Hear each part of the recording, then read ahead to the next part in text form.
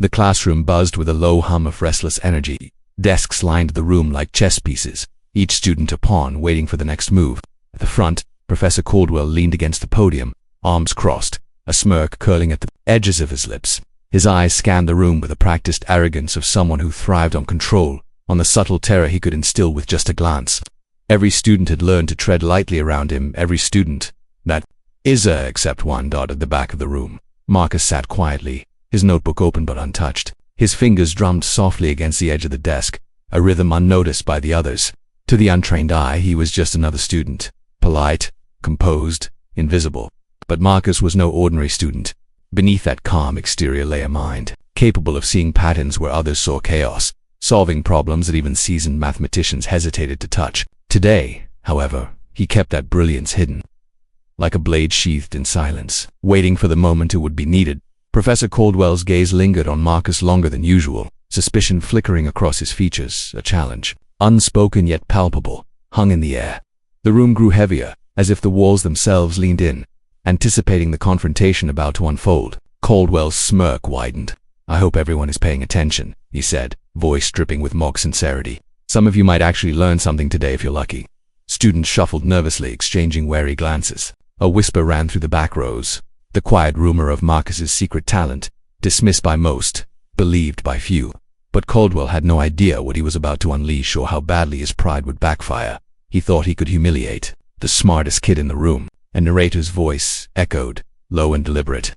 But he had no idea what was coming. The tension coiled tighter, every heartbeat amplified. Marcus's eyes met the professor's, calm and unflinching, a silent warning unacknowledged by the man at the front. The stakes were clear. Caldwell intended to dominate, to assert control, to humiliate. And yet, in the quiet of Marcus's gaze, there was a promise. Brilliance could not be intimidated. The room held its collective breath, waiting for the inevitable clash. What the professor did next would shock everyone, including himself. The morning sunlight filtered weakly through the tall classroom windows, casting long, harsh lines across the floor. Every desk seemed stiff with anticipation. The students whispered conversations, a fragile attempt at normalcy in a room dominated by one man's ego.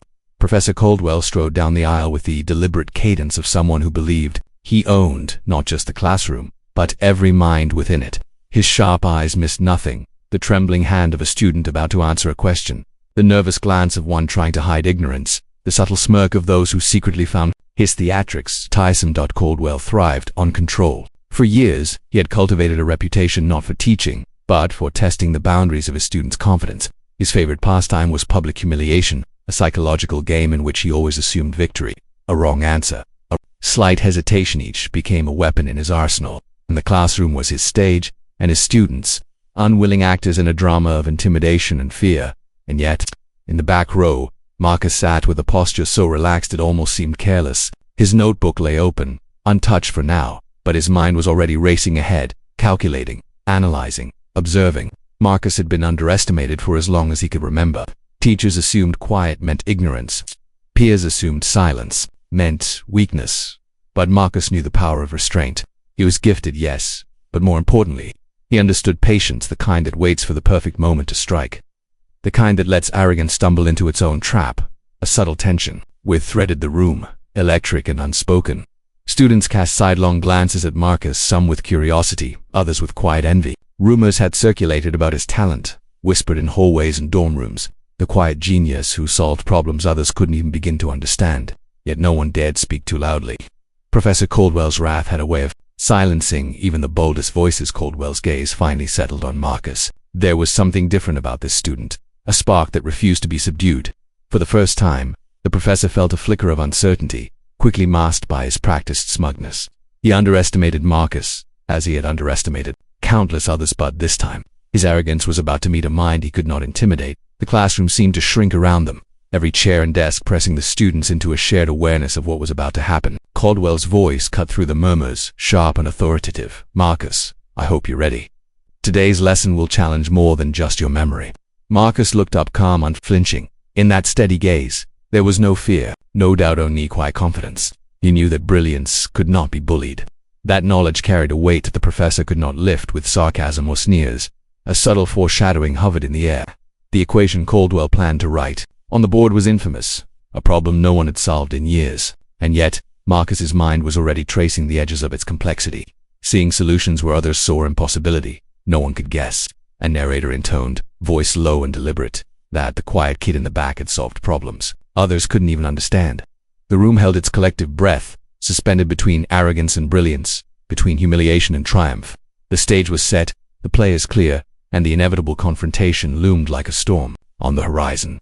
The room felt smaller now, as if the walls themselves leaned in, amplifying every whisper, every breath. Professor Caldwell's eyes lingered on Marcus with increasing intensity, his initial curiosity twisting into something sharper, something almost territorial. Every small victory Marcus had accumulated in the classroom a correct answer, a subtle insight, a quietly efficient solution at the professor's ego. Each was a reminder that brilliance could not be caged by fear, and Caldwell's arrogance recoiled at the idea.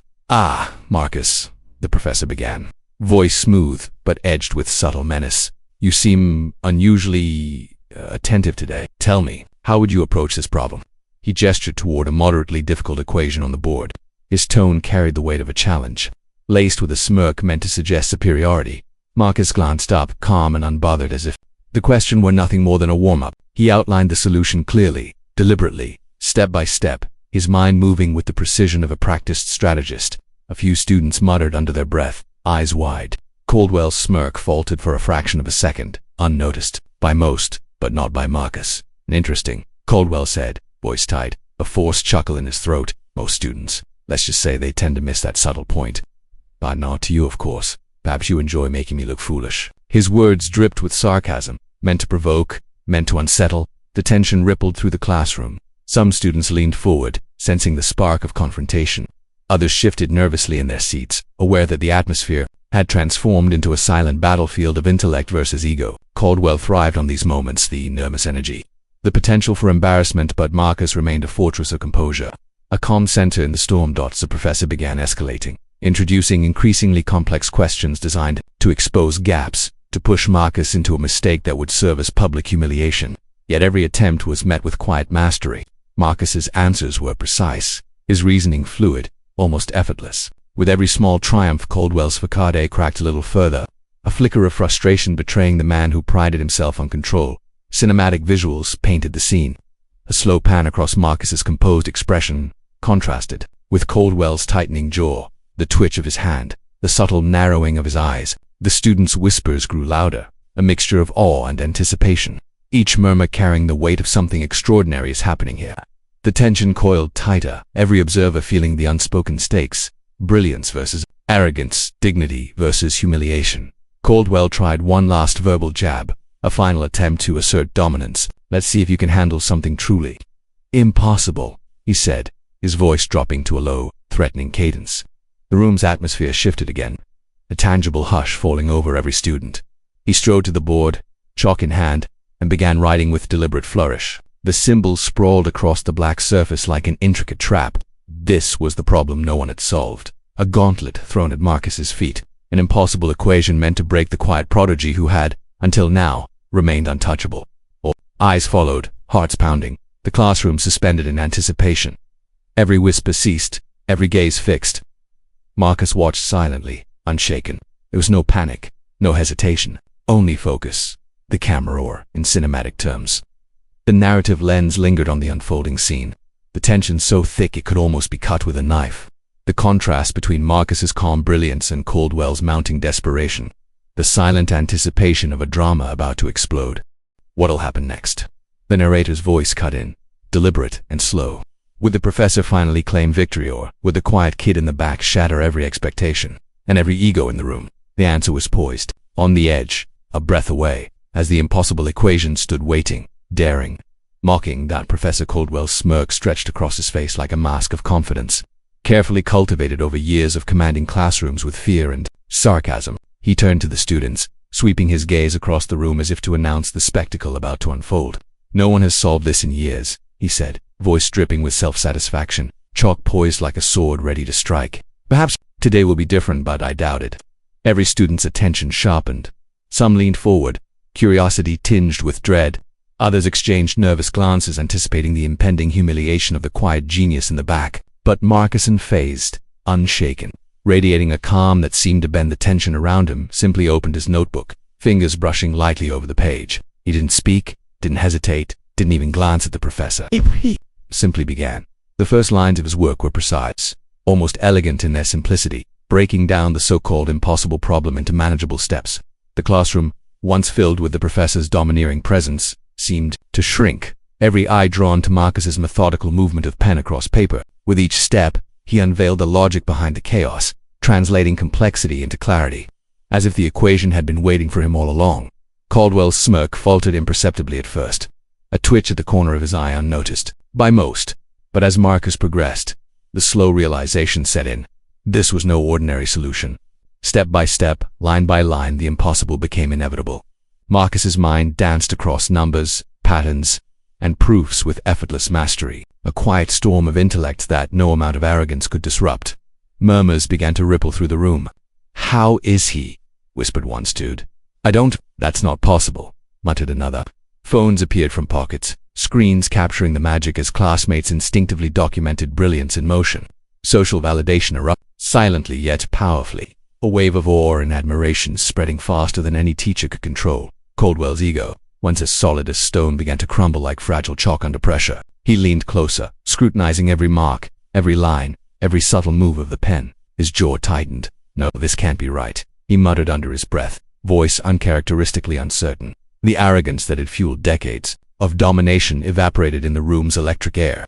He had expected compliance, fear, perhaps a stumble, anything but not mastery, not effortless genius. Cinematic visuals dominate this moment. A slow pan across Marcus's serene expression, completely unflinching, contrasted with Caldwell's reddening face, eyes darting, fingers tapping nervously on the podium. The narrative lens captures every gasp, every widened eye, every hushed whisper. The tension that had coiled so tightly in previous acts snaps, releasing as awe floods the room. The final step is written, the solution complete. Marcus places the pen down with quiet authority. Silence reigns for a heartbeat, then erupts into a chorus of astonishment. Students whisper, cheer, record, and share. Phones light up with images of Marcus's work, classmates tagging friends, tweeting incredulity, and celebrating brilliance. Social media is alive even before the bell rings. A viral moment captured in real time. Caldwell's face is pale, a mask of disbelief replacing smugness. He stumbles for words, for explanations, for anything to regain control. Pride, carefully honed over decades, lies shattered at his feet. He had misjudged the student, misjudged intellect, misjudged brilliance itself. His dominance evaporates under Marcus's quiet, unwavering competence. A narrator's voice cuts through the cinematic tableau. He thought humiliation was assured. He thought control was absolute. But brilliance cannot be caged, cannot be intimidated, and cannot be mocked. Marcus remains calm, almost meditative. The hero's victory is quiet, but undeniable. Every eye in the room, every phone, every whispered conversation acknowledges it. This is a turning point, a moment of awe and inspiration. Caldwell, the villain, is left exposed, humbled, a cautionary symbol of arrogance undone by quiet mastery. Yet even in this triumph, a subtle tension lingers. Marcus knows this is not the end, only a beginning. That classroom is forever changed, the social and intellectual dynamics irrevocably altered. Whispers promise questions yet to be asked, challenges yet to come, and a story far from over. Yet, the narrator intones, voice deliberate, this was only the beginning. What happened after would change the classroom forever. Cinematic imagery lingers. Marcus closing his notebook with a slight, almost imperceptible nod. Students buzzing with excitement. Caldwell frozen at the front, chalk still in hand but pride completely dismantled. The impossible has been solved, and the world, at least in this room, will never see the quiet kid the same way again. The classroom's air had shifted. Almost imperceptibly at first, like the quiet before a storm breaks. But now, it was undeniable. Professor Caldwell's smirk, once sharp and unyielding, wavered. His authority, painstakingly cultivated over years of intimidation, was crumbling before him. The chalk felt heavier in his hand, the podium narrower, the weight of every eye in the room pressing down with silent judgment. He had underestimated Marcus flagrantly, dangerously. "Wait, no," Caldwell stammered, his voice tight, strained with an edge of panic he had never allowed anyone to see. He glanced at the board, at the flawless solution Marcus had produced, and for the first time, he found no clever retort, no sarcastic jab, no way to twist the narrative back in his favor. The professor's carefully maintained illusion of control was gone. Every attempt to regain dominance only highlighted his failure. Each word a reminder of his arrogance.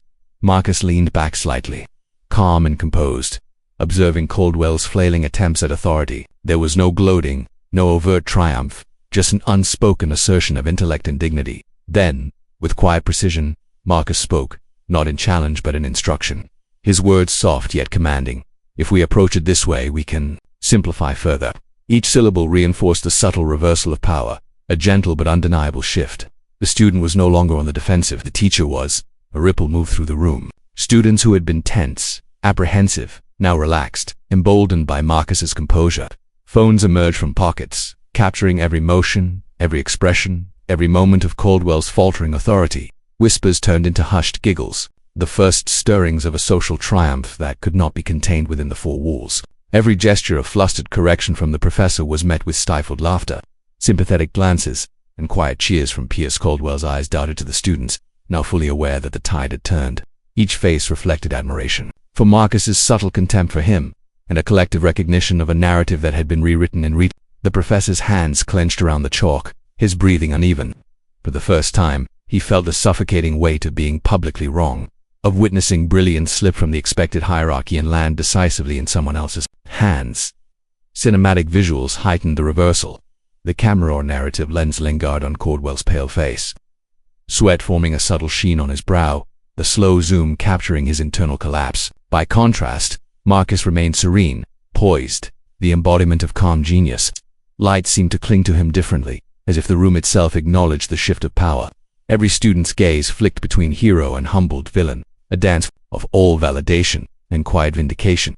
Social validation intensified. Phones recorded, whispers amplified, messages flew into the hallways and dorm rooms. Did you see Marcus? Caldwell just got destroyed. I can't believe he did that. Each echo of admiration further dismantled the professor's fragile facade, reinforcing the inevitable conclusion. The classroom hierarchy had been overturned. The professor attempted one final assertion, a last feeble jab to salvage pride, but it fell flat, drowned by the collective recognition of Marcus's dominance. His arrogance had been eclipsed, his authority temporarily nullified. The students' attention, once obedient, now radiated toward the quiet genius at the back, affirming brilliance over intimidation. The moment lingered, cinematic in its clarity, Marcus subtly nodding, acknowledging comprehension and respect rather than victory. Caldwell frozen mid-gesture, his regret almost tangible. The classroom vibrating with unspoken tension, pride, and social justice realized in miniature. The reversal was complete. Hero empowered, villain humbled, balance restored. And yet, a hush still carried a sense of anticipation, a lingering curiosity about how this shift would echo beyond the classroom walls. The narrator's voice cut in, deliberate and reflective. By the end of the day, no one would see him the same way again. The students leaned back in their seats, some chuckling quietly, some shaking their heads in disbelief, all of them aware that they had witnessed not just an academic triumph, but a social reckoning. The power dynamics had shifted irrevocably, and the quiet student had claimed his rightful place not with arrogance but with the unshakable strength of intellect and dignity. The classroom had quieted, desks sat in rigid rows, papers still warm from the sudden flurry of brilliance, and phones still glowed faintly with snapshots of Marcus's work. Yet the echoes of what had just occurred reverberated far beyond the walls. It wasn't just the math problem that had been solved. It was a lesson in humility, perception, and the hidden potential that so often goes unrecognized. A narrator's voice cuts in, calm and measured, drawing the audience into reflection. We live in a world where brilliance is often hidden, where talent is underestimated because of bias, because of expectation, because of the assumptions we make about who can or cannot achieve greatness. The words linger, allowing the viewer to feel the weight of societal oversight, the consequences of arrogance, and the quiet triumph of overlooked talent. Marcus, the hero, remained seated, poised, and calm. There was no gloating in his victory, no need for recognition beyond the understanding that mastery had been demonstrated. Humility was his armor, intellect his sword. The contrast with Caldwell was stark. The professor, once untouchable, now floundered in the wake of his own hubris. His pride, carefully constructed over decades, lay in ruins, replaced by regret in the silent acknowledgement of failure. The camera or narrative lens lingers on subtle details, Caldwell's hands resting, stiff and tense, as he contemplates the lessons he has never thought to learn. Marcus's notebook closed gently, his fingers brushing the cover as if acknowledging the quiet responsibility that comes with knowledge. Students exchange glances, the awe in their eyes speaking volumes. Some are inspired, others contemplative, all changed by what they witnessed out in the digital ether. Social validation amplifies the moment. Clips circulate, captions praising brilliance over intimidation. stories of underestimated genius shared across social media platforms. The classroom event becomes a viral lesson, inspiring peers, teachers, and strangers alike. Talent cannot be silenced, reads one post. Confidence with humility is unstoppable, another declares.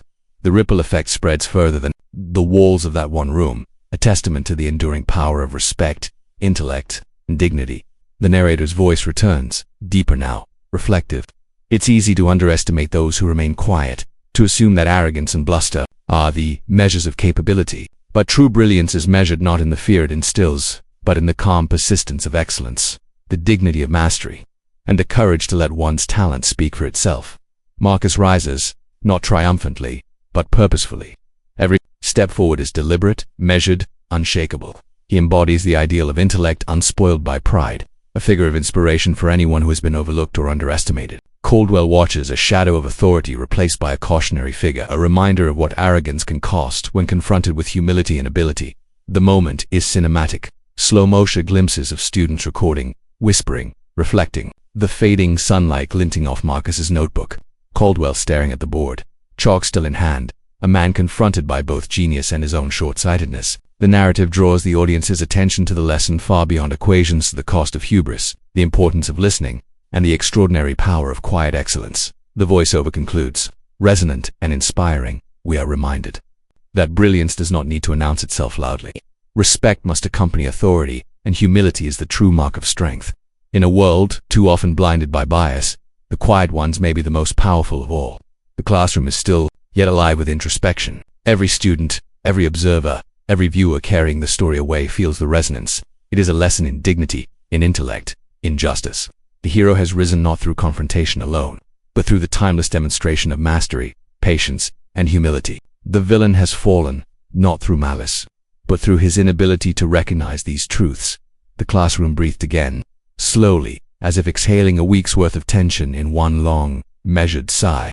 Desks no longer felt like instruments of judgment but stages for reflection. The faint rustle of paper is the only sound punctuating the calm. Marcus sat upright, composed yet approachable, his quiet brilliance now apparent to every eye in the room. Students glanced at him with awe, admiration lacing their whispers, yet he offered only a modest nod, a subtle smile acknowledging comprehension, not triumph. Humility remained his hallmark even in victory. Professor Caldwell, meanwhile, slumped against the podium, chalk slipping from his fingers, as though gravity itself conspired with his regret. His face bore the trace of every misstep, every arrogance-filled word, and every underestimation that had led him to this moment. For the first time, he understood the weight of humility, the consequence of hubris. Days passed, but the classroom incident refused to fade. Marcus's reputation quietly grew, whispers of his brilliance traveling through hallways, dorm rooms, and eventually across social media. Clips of the impossible equation solution circulated, captions praising intelligence, patience, and quiet mastery multiplying like wildfire. The quiet kid in the back just rewrote the rules. Brilliance cannot be silenced. Humility meets genius. It's unstoppable. Even Professor Caldwell felt the ripple. Emails, faculty whispers, and subtle nods in the hallways reminded him that arrogance carries consequences. He had learned a lesson in humility that no lecture could convey, a reminder that respect and perception matter as much as authority. And Marcus, he moved through the world with a quiet confidence, not seeking recognition, yet impossible to ignore. Invitations to workshops, informal mentorships, and challenges from peers began arriving, each one a chance to further his potential and inspire others who had been underestimated. The narrator's voice teases deliberate. Genius often hides where least expected, but how far can it go when finally unleashed? The story doesn't end here, it only begins. The camera lingers on Marcus walking past the empty classroom, sunlight catching the edges of his notebook, leaving viewers with anticipation, curiosity, and an unmistakable sense that something extraordinary is still to come.